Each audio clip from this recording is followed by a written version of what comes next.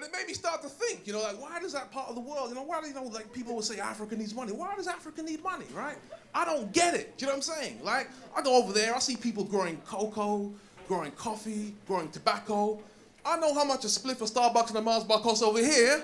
Where's my money going, And I realized the money don't move like that, So I wrote this poem, which I guess deals with, like, some of the reasons behind war and some of the reasons behind poverty, which is the movement of money and the International Monetary Fund. So this poem is called A Song for Sixpence. A penny for your thoughts, $1 for a kiss, £1 if you tell me that you love me. Some pay euros to the bureau, rupees to the committee, naira to the highest interest loans that fund their cities. It's the credit crunch meal. There's no extra fries for a country's deal. There's no supersize or apple pies or cereal box surprise for defunct appeal. A cataclysm of capitalism, the winds are whistling in your fields. Yet revision of the global system shows a financial prison that people feel. So when did your recession begin? Was the IMF called to step right in?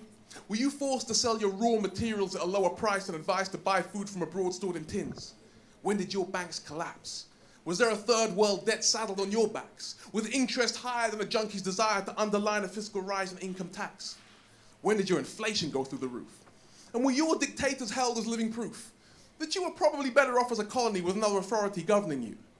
When did you lose your currency to the world's free market economy, which relies on some countries staying poor forever for the rest of our high street prices to remain cheap? You see, poverty doesn't work without somebody getting hurt, without somebody facing war atrocities or citing abject poverty as their only perk.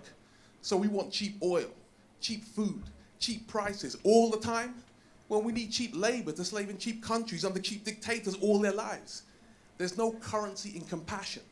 Banknotes grow as the cock crows because woe is everlasting. Every cent is red. Every shilling has a chilling upbringing. So despite the failing financial system, you can guarantee that somebody's making a killing. So a penny for your thoughts, $1 for a kiss, and I'll give you £1, but only if you tell me that you love me. Thank you very much.